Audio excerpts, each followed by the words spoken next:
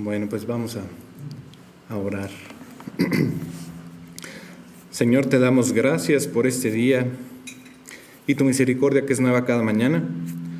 Te damos gracias por este tiempo juntos y por la verdad que nos diste en tu palabra. Por tu gracia que nos rodea y nos sostiene y por esta oportunidad de aprender de ti y el camino de tus obras. Pedimos tu bendición sobre esta iglesia, que a cada uno de nosotros se pueda enfrentar a ti para pedirle perdón por todos los pecados que hemos cometido. Y cuando te escuchemos, recibamos tus palabras. Y todo esto te lo pedimos en nombre de tu Jesús. Amén. Es curioso cómo cuando tratamos de vivir para Dios, cualquier cosa puede manchar esa relación. Y bueno, pues ahora en la mañana me pasó, ¿no? Entonces, mamá, Celita, perdón, La verdad es que de repente, pues, el nervio o algo, no sé, cualquier cosa que creas que no va de acuerdo a tu plan, pues igual te altera, ¿no? Y a todos nos pasa, todos los días, pero gracias a Dios por su misericordia. ¿Qué pasó, Estelita? ¿Hay una Estela? ¿No? Ah, bueno. Y bueno, la verdad es que haciendo este estudio de los proverbios, pues, como me decía Memo hace rato, ¿no? Cada vez que uno lee, híjole, pues, ya sabes, es como el martillazo, ¿no? Me decían unos compañeros, bueno, amigos en realidad, creo que por un lado uno se puede considerar amigo, ¿no? Lo vemos con el tiempo, pero me decían que si me iba a dedicar a ser pastor, y yo le decía, bueno, primero no cumplo los requisitos, ¿no? Pero les dije con cariño que sí, que pues podría ser una opción, pero depende de Dios y pues Él sabe lo que quiere mi corazón, ¿no? Pero escribiendo justamente pues estos proverbios, que hoy el día vamos a ver el segundo, pues estaba viendo que el mundo hoy en día pues no es muy diferente a los días de Salomón en ciertas partes. Es decir, sí, tenemos mucha tecnología y demás, pero creo que en realidad la palabra de Dios es atemporal, ¿no? Es decir, si tú eras un agricultor 1000 años antes de Cristo o en la época de Cristo, o ahora escuchabas obviamente la Biblia, las palabras de los profetas, pero siguen siendo actuales. Y bueno, también algo que estamos viendo hoy en día es cómo nos preocupamos por todas estas cosas que nos llenan la cabeza a diario, ¿no? ¿Qué son? Pues obviamente, pues en algunos casos, pues educación. En otros casos, pues la carrera que uno tiene, que uno estudió. Los que tienen cónyuge, su cónyuge. Los que tienen hijos, pues la educación infantil de ellos o la educación de los jóvenes. La familia, tal vez los amigos, como yo les decía en un caso que fui a comer con ellos hace una semana.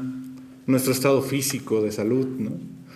Que es tan importante, pero pues Dios también la tiene que cuidar, ¿no? Pero tenemos que ser esos diligentes también, ¿no? El mandado o el súper, como le llamen, ¿no? Ir al mercado. Todo esto te llena la cabeza todos los días, ¿no? Y bueno, sin eso, sin importar o no contando pues la parte pues del tráfico o lo que ustedes quieran, como el trabajo, ¿no? Pero la belleza de la palabra de Dios es esa, que es atemporal y debe estar en nuestra mente. Y bueno, pues como les decía, no es que haya sido un agricultor hace 1000 años, ¿no? Los que escucharon las palabras, sino igual un director general de cualquier empresa importante hoy en día, pues puede escuchar estas palabras y aplicarlas en su vida. De hecho, es la idea de los proverbios, ¿no? Pero, ¿qué dicen justamente? Y me voy a adelantar nada más un versículo al capítulo 4, 7 de Proverbios, que dice básicamente cuál es la preocupación que deberíamos tener todos los días. Y dice claro, ¿no? Sabiduría ante todo. Adquiere sabiduría y sobre todas tus posesiones adquiere inteligencia. Y bueno, hoy con este capítulo 2, quería hacer el 2 y el 3, pero obviamente es largo, entonces ahora sí que se los voy a dejar pendiente, pero vamos a empezar con con eso, con el por qué y el cómo vivir para Dios, según el capítulo 2 que empieza, ¿no? Y bueno, una de las grandes preguntas que una persona puede hacer sobre el vivir para Dios es, y que han hecho, ¿no? Y seguramente ustedes también les han hecho, ¿no? Es, ¿por qué me tengo que molestar para vivir para Dios, ¿no? Vivir la vida que Cristo promete requiere eso, requiere esa disciplina. ¿Y por qué es adorar a un Dios que no podemos ver? Y eso significa confiar en un libro de más de 2000 años, ¿no? Que fue escrito y hoy nos llegó, ¿no? En forma digital, en el libro, de boca en boca. Y algunos líderes, o que se dicen líderes religiosos, pues ¿qué dicen, no? Prometen nada más que siendo salvo por medio de una oración, pues puedes ignorar a Dios y seguir adelante, ¿no? Si llamamos a Jesús Señor, entonces debemos obedecer sus mandamientos. Y si Jesús es el Señor, entonces Él debe estar a cargo de nuestras vidas. Y bueno, procurando comprender estos proverbios del rey Salomón, como les decía, considero estos capítulos 2 y 3 como este enfoque del cómo y el por qué con respecto a la obediencia de Dios. Es decir, ¿por qué debo vivir de esta manera y cómo exactamente debo vivir en obediencia? El capítulo 3 nos da ejemplos, pero ya con el tiempo llegaremos allá. Debemos recordar nada más algo que vi en la estructura de los proverbios. Algunos pues ponen tres divisiones, ¿no? La primera es como del capítulo 1 al 9, que es una gran introducción, y del capítulo 10 al 31, básicamente el 31-9, son estos, ahora sí que los proverbios que son para entre el justo y el malo y lecciones morales que nos pone. Y el 31-10 al 31-31 es este poema a la mujer virtuosa, ¿no? Ahora, para estos 9 capítulos, pues vemos que nosotros apenas vamos en el capítulo 2, porque, bueno, esta fue pues una división que hicieron alguna vez y creo que está de acuerdo a lo que yo les quiero compartir, ¿no? Es como cuando ustedes quieren seguir una dieta, ¿no? Primero es, obviamente, tener el libro de dietas, ¿no? Y después pasas el primer tercio del capítulo y te dicen cómo seguir la dieta.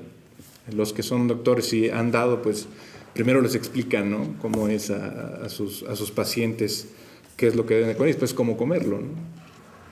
Y bueno, la pregunta de estos 9 capítulos de por qué son así, considero que tienen que ver mucho con una afirmación que dijo Jesús en Mateo 7, del 24 al 25, que dice: todo el que oye estas palabras mías y las pone en práctica es como un hombre prudente que edificó su casa sobre la roca.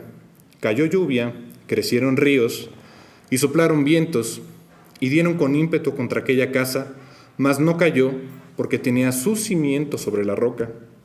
Y bueno, en realidad esta parábola es como yo comparo los proverbios, es decir, Jesús está comparando sus palabras con los buenos cimientos de una casa. Y bueno, todo el mundo pues tenemos problemas en nuestra vida, ¿no? Es decir, comparamos un mal tiempo con un buen tiempo y las palabras de Jesús dicen eso, que estas palabras de proverbios pueden ser diseñadas para superar esos momentos difíciles, ¿no? Tener esos cimientos primero. Hay un inversionista muy famoso que se llama Naval y él nació en la India y bueno, de una clase no alta, sino ahora sí como la mayoría del mundo, ¿no? O sea, pues somos de la parte de abajo de la pirámide. Viajó a Estados Unidos por su papá y bueno, estudió y demás, pero él decía que dentro de todo, digo, hoy es millonario, pero lo importante que él aprendió, decía, yo puedo leer muchos libros en el año, pero pues igual leo 2 o 3 páginas de uno, si me aburre no pierdo el tiempo y paso al siguiente, pero lo que quiero entender es el cimiento. Es decir, no puedo enseñar matemáticas si no sé sumar, ¿no? Y algunos están ya en las hipérboles y demás, ¿no? O sea, creo que, como dice Jesús, los cimientos son los más importantes y tenemos que entender eso. Por eso nos dejó también, además de sus parábolas en el Nuevo Testamento, en el Antiguo, los proverbios, para ver así con enunciados, ¿no? Así muy cortos lo que necesita de nosotros que aprendamos, ¿no? El primer tema que les hablo es del por qué, y es importante porque se refiere a esta obediencia, ¿no? Que tiene el efecto en nuestra salvación y en nuestra relación ante Dios. La mayoría de los proverbios tratan sobre cómo vivir una vida ordenada y abundante con Dios. Y una razón por la que vivir una vida para Dios es que nos da una satisfacción mucho mayor que cualquier cosa que esta vida te puede ofrecer. Es decir, es esa satisfacción de saber que cumpliste, ¿no? Saber que obedeces y que estás siguiendo, ¿no? las pisadas justamente en la nieve.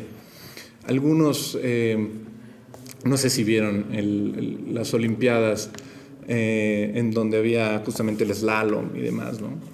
Cuando entrenan estos esquiadores, muchas veces es entre bosques, ¿no? Entre los árboles. Y uno se pregunta cómo es que pues, no chocan con el árbol, ¿no? Pues tal vez es la primera vez que lo hacen, o igual ya lo hicieron mucho tiempo, pero cambian de pistas y es difícil pues, tener en mente dónde está cada árbol, ¿no? Pero van así. ¿Por qué? Porque ellos no se están concentrando, hijo, ahí hay un árbol, voy a chocar, ahí hay otro árbol, voy a chocar. No, ellos no se concentran en el problema, se concentran en la solución. Es decir, van justamente en la parte donde tienen que ir, en el camino, ¿no? Y no van el de, híjole, voy a chocar. Alguna de las recomendaciones que da, creo que es la asociación de ¿cómo se llama? De las escuelas de Estados Unidos para evitar chocar si tienes algún accidente, es que tratar de que no te fijes justamente en el poste o en el auto, sino donde hay lugar para tratar de evitar un choque mayor, ¿no? Y es que justamente eso pasa con el hombre. Si a ti te dicen algo, se te queda, ¿no? Como lo que decíamos de los elefantes. Si te digo en elefantes, si te digo no pienses en elefantes, ya estás pensando en elefantes. El hombre es eso, o sea, trata de evitarlo, pero ya lo está pensando. Con los proverbios es eso, que ya nos da un camino por donde recorrer, en lugar de andar experimentando. Entonces, pues sí, nosotros tenemos ya un camino por donde ir, pues ya tendríamos todo resuelto, básicamente. Pero eso significaría que vamos a vivir pues, una fiesta todo el tiempo. Pues sabemos que no. Los principios enseñados en Proverbios nos enseñan a pensar, a tomar decisiones con la visión de Dios y obedecerlo, para que en los momentos de bendición superen esos momentos malos. Y esos momentos malos, muchas veces, si son guiados por Dios, son para fortalecernos también, ¿no? Dice Job en 2:10, ¿aceptaremos el bien de Dios y no aceptaremos el mal? También es por una razón, ¿no? Quiere sacar lo que tenemos en nuestro corazón.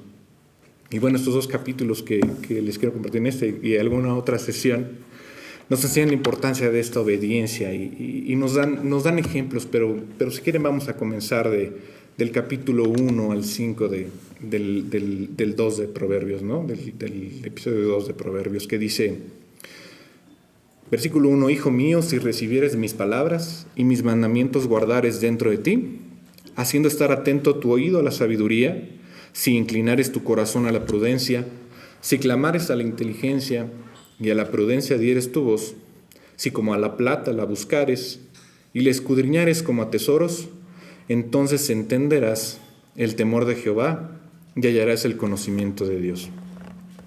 Y estos 5 versículos forman para mí una gran oración.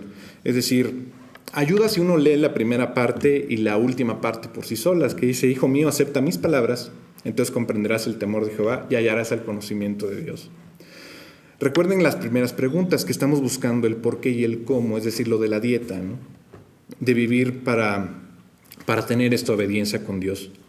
Las respuestas de por qué están en esta oración de 5 versículos. Es Dios diciendo, en efecto, si crees que lo que te digo en este libro, entonces entenderás por qué tienes que obedecerme con tu vida, pero tienes que entenderlo, lo básico, los cimientos. El versículo 5 habla justamente del temor del Señor, del temor a Dios, que no es un miedo paranoico, lo veíamos antes, ¿no? No es que Dios nos va a matar en cualquier momento si no obedecemos, ¿no? Es una realización en realidad de que somos responsables ante Dios con nuestras vidas. Es decir, Él dice que nuestro cuerpo es el templo de Dios. Y ese es el miedo de defraudar a alguien que nos ama y nos ha enseñado poco a poco a amarnos a Él, ¿no? En otras palabras, esta oración es Dios diciendo, He aquí por qué debemos vivir de esta manera. Te voy a enseñar el por qué. Lo siguiente que quiero que noten de estos versículos, estas palabras, bueno, estas palabras, estos verbos de acción de las que habla Dios, ¿no? Y son obviamente recibir, son guardar, son inclinar, son clamar, incluso es gritar y buscarlo como la plata, ¿no? Buscarlo como un tesoro escondido. Y bueno, dicho de otro modo, Dios quiere que lo busquemos como si nuestra vida dependiera de ello. Que de hecho lo es decir, Él tiene nuestra vida, ¿no? Pero tenemos que concientizarlo, tenemos que guardarlo en nuestro corazón. Y les voy a poner un ejemplo. El viernes fui al banco y estaba viendo las cotizaciones de, ya saben, el centenario y la once plata y el otro que es onza de oro, ¿no? Pero no es centenario, ¿no? Y entonces me ponía a pensar en ese ejemplo del tesoro, hoy con tanta inflación, ¿no? Y que los gobiernos no la pueden parar, ¿no?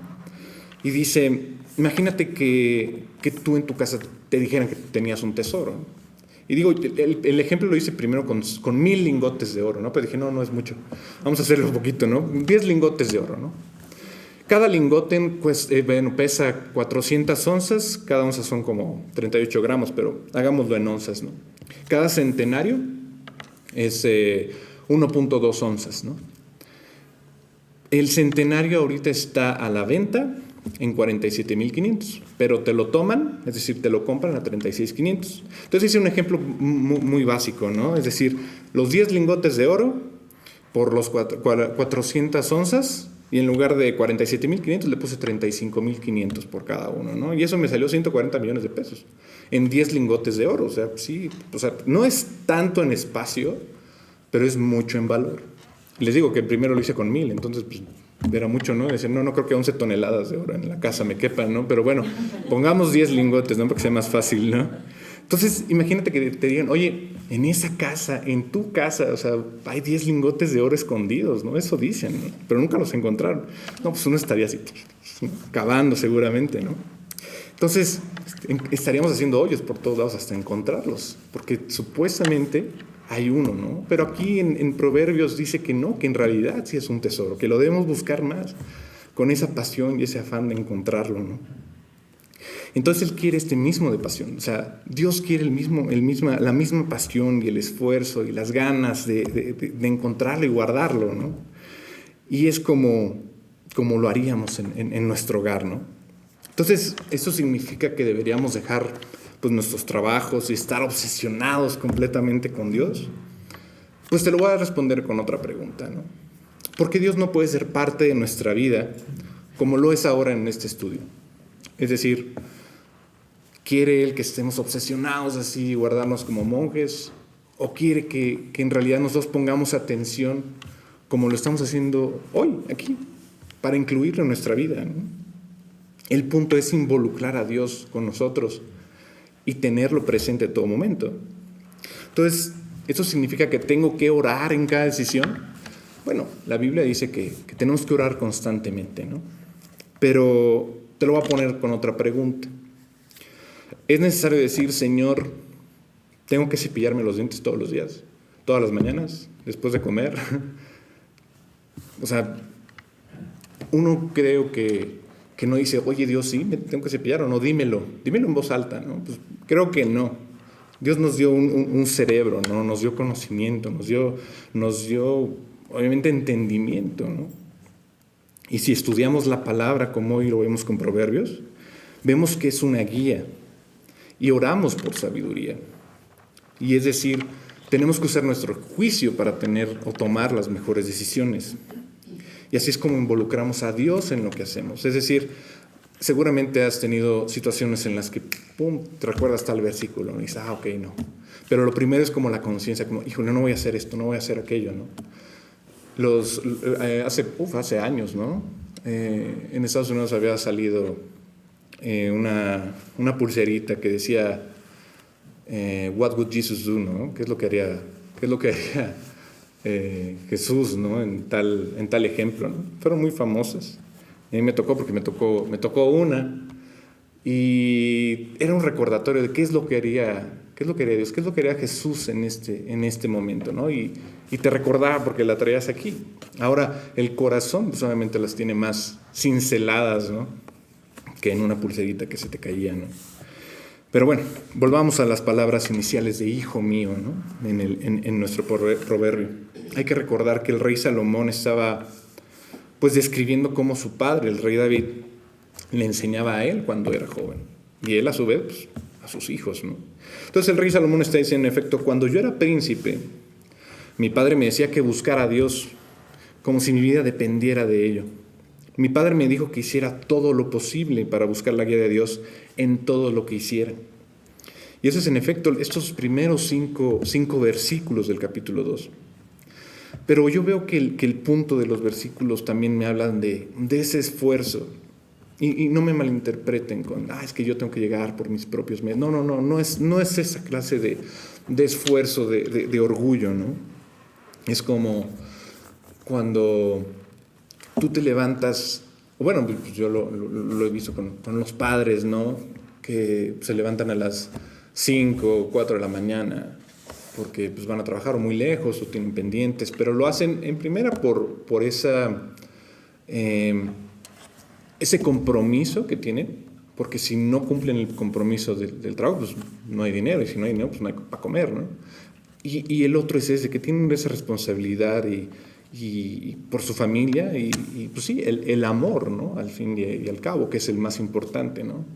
Pero no hay fuerza humana que no nos levante en la mañana.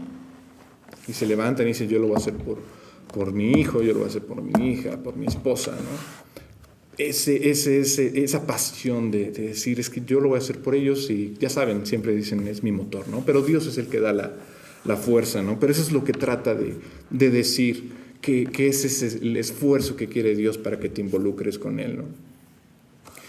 Y recordemos que la sabiduría de Dios trata de aplicar el buen conocimiento a todas nuestras situaciones, a todo lo que hagamos, ¿no? No podemos aplicar ese conocimiento si no conocemos las cosas en primer lugar, es decir, si no conocemos la dieta que vamos a comer, ¿no? El versículo 6 dice, porque Jehová da la sabiduría y de su boca viene el conocimiento y la inteligencia. Si uno instruye al joven para que busque a Dios con todo su esfuerzo, la primera pregunta que seguramente el joven les va a hacer es, ¿por qué debería de molestarme? O sea, ¿por qué debería seguir el consejo de Dios, no? Y el versículo 2 que vimos, pues es la respuesta a la pregunta, donde Dios nos da una promesa condicional, haciendo estar atento tu oído a la sabiduría si inclinares tu corazón a la prudencia. Es decir, tú tienes que hacer esa acción. Y bueno, la Biblia está llena de estas promesas que son incondicionales y condicionales. Y una promesa condicional es, haré esto si tú haces eso. La promesa incondicional es aquella en que no estamos obligados a hacer nada. Y un ejemplo incondicional de Dios con esa promesa, pues fue la que le dio a Abraham cuando le prometió la tierra de Canaán, ¿no? Para ser padre de la nación de Israel, ¿no? Y esta no era una condición atada, es decir, pues no tenía que hacer nada, ¿no? O sea, él estaba viviendo para Dios de todas formas. Entonces, pues Dios se lo prometió, dijo, pues tú vas a ser padre de todo esto, ¿no? Entonces, pues él no sabe ni cómo, era una condición que no tenía que hacer algo más, ¿no? Más bien estaba haciendo lo que ya estaba correcto ante Dios, ¿no? Y es justamente en Génesis 17, digo, yo lo puse el 1 al 9, pero nada más les voy a leer el 7, que dice, y estableceré mi pacto entre mí y ti y tu descendencia después de ti en sus generaciones, por pacto perpetuo para ser tu Dios y el de tu descendencia después de ti, ¿no? Entonces, perpetuo, ¿no? Ahora viene una promesa condicional que es de Dios, incluye lo que encontramos en estos primeros 5 versículos, ¿no? Y ahora en el 6, que dice, Dios promete darnos esa sabiduría si recibimos, ¿no?, sus palabras o lo buscamos como un tesoro. Es decir, nosotros tenemos que recibirlo, tenemos que buscar el tesoro así, ¿no? Es decir, nunca tampoco es tiempo perdido buscar a Dios, ¿no? Entonces esta promesa, si uno ora regularmente por esa guía de Dios, pues Él promete responder esa oración. Pero seguramente ustedes como yo, pues alguna vez nos hemos preguntado, ¿no?, si en realidad Dios va a responder esta oración, ¿no? Y siempre la responde, nada más que pues, no sabemos el tiempo, ¿no? Pero debemos seguir orando por esta guía. Y Él promete contestarla si uno lo busca fervientemente y perseverando en la lectura de su palabra, aprendiendo. Y Él promete darnos ese conocimiento para tomar esas buenas decisiones basadas en lo que Él enseña. Pero también me preguntaban, ¿pero por qué Dios no habla fuerte y claro? ¿Por qué no lo podemos escuchar? ¿Por qué no podemos ver, oye, haz esto? ¿No? Bueno, como si esa voz también en la cabeza, ¿no? Es Dios diciéndome si es un instinto o mi imaginación o qué es esto que escucho, o por qué no me habla claro, ¿no? ¿Por qué nada más escucho cosas, ¿no? Y bueno, en primer lugar, pues no confíes en estas voces que luego te llegan, ¿no? A veces es la conciencia, o a veces es el deseo desordenado, ¿no? No confíes en eso.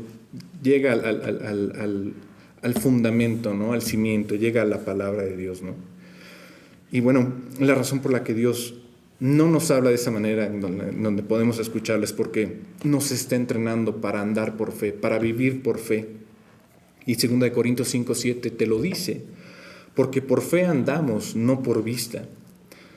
Y es un ejemplo común que no podemos enseñarle a un niño cómo andar en bicicleta si el primero no confía en nosotros, ¿no? Seguramente algunos niños aprenden solos, pero a mí me tocó con mi mamá que habíamos ido al parque, me había comprado la bicicleta, había conseguido y de repente me había dicho mi mamá, pues yo no sé cómo andar muy bien, ¿no? Pero te voy a enseñar. Y la confianza que yo le tenía era de, pues yo me dejo, ¿no? Entonces, pues agarré el manubrio, empecé a pedalear, mi mamá iba al lado, corría, y de repente, pues ya no estaba, ¿no? Y yo seguía y seguía. Eso fue, pues, confianza plenamente, ¿no? Es decir, mi mamá me enseñó y ni siquiera tenía una bicicleta, pero pues yo confío en ella, ¿no? Así Dios quiere que confiemos en Él. Es decir, mira, yo te pongo las cosas y te voy a guiar. Y de repente, mira, vas a ir solito porque ya vas a tener los fundamentos ya bien puestos, ¿no? Y sí, el versículo 6 es una promesa condicional de que Dios nos guiará si lo buscamos, ¿no? Entonces Dios no está obligado a hablarnos en voz alta, ¿no? Pero está obrando en nuestras vidas para hacer su voluntad de acuerdo con los proverbios, ¿no? Dicen los versículos 7 y 8, Él provee de sana sabiduría a los rectos, es escudo a los que caminan rectamente, es el que guarda las veredas del juicio y preserva el camino de sus santos. Creo que es la manera poética de Salomón de decir que las promesas de Dios se cumplen. Recuerden que los primeros versículos que hemos leído son Salomón dando un discurso de un padre a su hijo. Y Salomón nos está diciendo que la sabiduría de Dios... Perdón.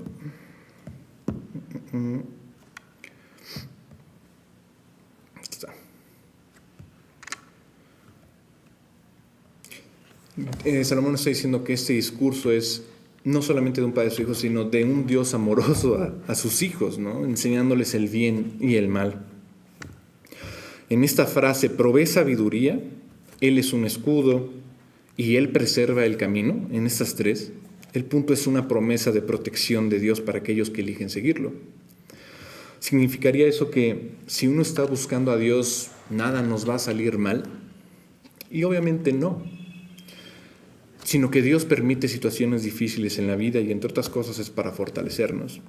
Nosotros los que pues nos hemos arrepentido y hemos recibido el perdón de Dios, el regalo de su salvación, no somos inmunes en realidad al hecho de que vivamos en un mundo de pecado donde no ocurran tragedias todo el tiempo. Al contrario, ocurren tragedias todo el tiempo.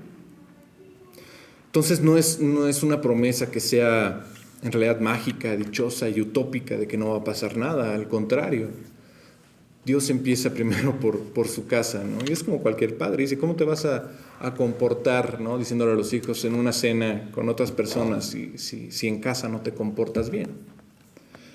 Entonces todo empieza ahí, en los fundamentos, ¿no? De nuevo, en los cimientos. Y otra forma de ver este versículo es que Dios dice, ¿no? Como resumen, dice, al final, si eliges seguirme, ten la seguridad de que preservaré tu camino.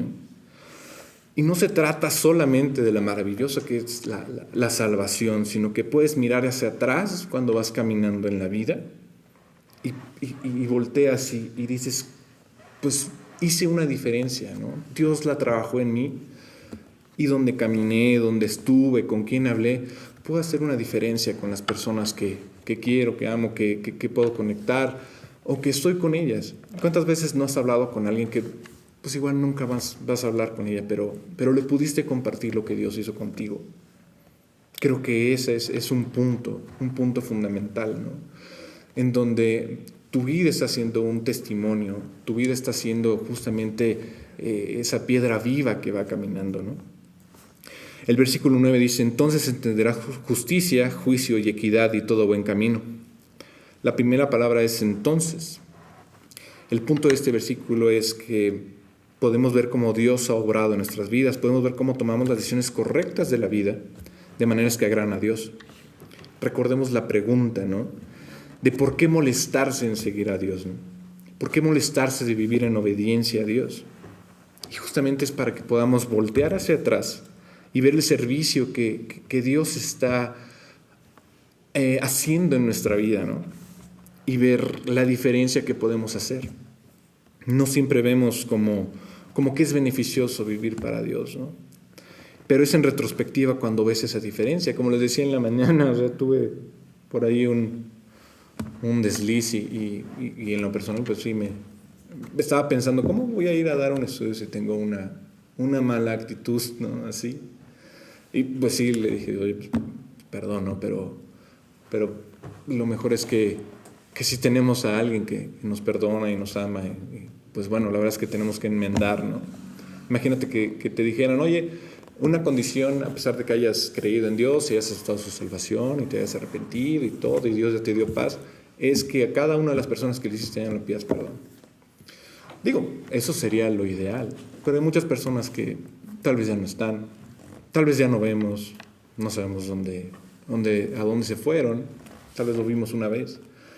Entonces no podríamos cumplir en realidad el requisito, pero no es así.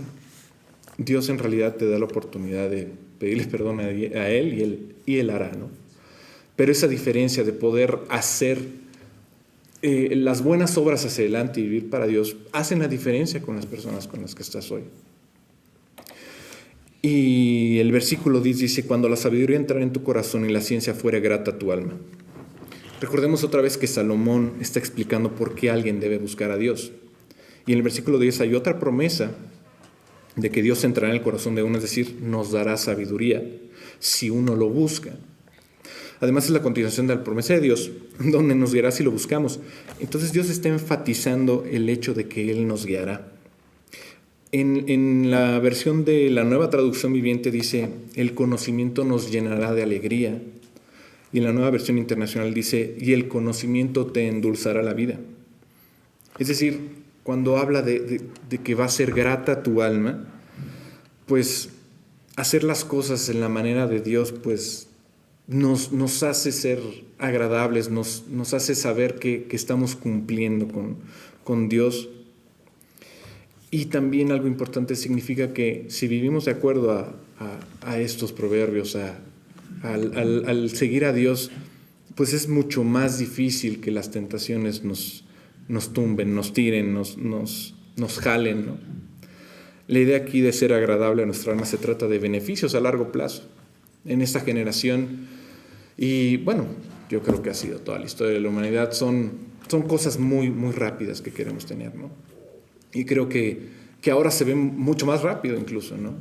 Antes pues igual un rey decía que no vivía para Dios. Pues quiero 10 mujeres, o quiero 10 botellas de vino, o quiero tomar este pueblo, ¿no? Pues había guerra, o tenía que ir a secuestrar a las hijas de su pueblo, ¿no? Como que era más tardado, ¿no? Pero hoy en día los jóvenes, el mismo hombre, tiene todo mucho más rápido. Había una doctora que comentaba, una psicóloga, que comentaba que tuvo un caso, ¿no? De una chica que pues tenía su TikTok con bastantes seguidores, ¿no? Sé, 1 millón. Y había llegado a su sesión y decía: oye, es que me siento triste. ¿Por qué? Porque mi vida es un desastre. Y pues ganaba dinero y tenía seguidores y likes y lo que quieran, ¿no? Y pues después de 1 hora de escuchar a la doctora decía: pues qué triste, ¿no? Por dentro, ¿no? Su vida tan vacía. Y después dice, oye, ¿me das oportunidad de ir al baño? Ah, sí, claro. Y digo, estaba llorando la chica y todo, ¿no? Y ya salió del baño y sí, súper pintada y así maquillada y todo así como perfecta, ¿no? Y le dice, oye, ¿me puedo tomar un video? Es que es para mis seguidores, ¿no? Siempre, todos los días a tal hora, pues les hago un video, ¿no? Y dice, pues sí. Y ya, sacó el video y perfecto, ¿no? Ya, muchos likes, muchos likes. Esto en realidad es adictivo, ¿no? Esta manera de saber que eres... ¿cómo le llaman? Que le puedes agradar a las personas, es adictivo, ¿no? Y es justamente todas estas redes sociales, eso lo hicieron a propósito, que fuera adictivo para todos. Y todos viven en una fantasía en donde dicen, no, si no tengo tantos seguidores, si no tengo tantos likes, si no tengo tantas colaboraciones, no soy feliz. Y a pesar, aunque las hagan, pues no son felices. Es decir, quieren todo en el momento. Y sí, muchas veces que tienen millones y millones de seguidores, pero la vida no es así. Estos son los beneficios a corto plazo, pero en realidad pues no hay nada más nada, ¿no?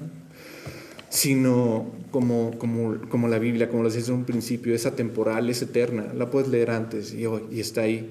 Igual los beneficios que son eternos. Entonces, creo que de alguna manera lo que trata de enseñarnos Salomón es eso, que veamos con nuestros cimientos a futuro, que se pueda construir y no dejarlo como que lo tire el viento, ¿no? Como las palapitas en la playa, ¿no? Aquí lo quiero dejar, sigue, pero quiero dejarles justamente esto que, como lo dice aquí en la versión de la traducción viviente, ¿no? En esta parte donde dice, el conocimiento nos llena de alegría. Pero ¿qué es el conocimiento? Dios, bueno, dice el diccionario Oxford que es el conocer, el razonar. Les decía que Dios nos dio el cerebro para razonar. ¿Por qué? Porque en realidad tener las bases que Dios nos da, tener obviamente toda la palabra que Dios nos da, pues nos va a dar la oportunidad de aplicarlo, ¿no? Y justamente así, José en su momento pues, lo aplicó. Es decir, cuando estaba enfrente de la esposa de Potifar, él hubiera podido orar enfrente de ella y decirle, Dios, sálvame, ¿no? Pero no, justamente fue una llamarada y dijo, aquí voy a cometer algo, salió corriendo y dejó su ropa, ¿no? Es decir, pues no se detuvo. ¿Por qué? Porque ya lo tenía en el corazón y dijo, de aquí yo me voy. Yo no quiero pecar contra mi Dios y menos contra mi jefe, ¿no? Entonces, así es como Dios quiere que tengamos su palabra ya, ¿no? En acción nada más para poder seguir adelante. Gracias. Perdón.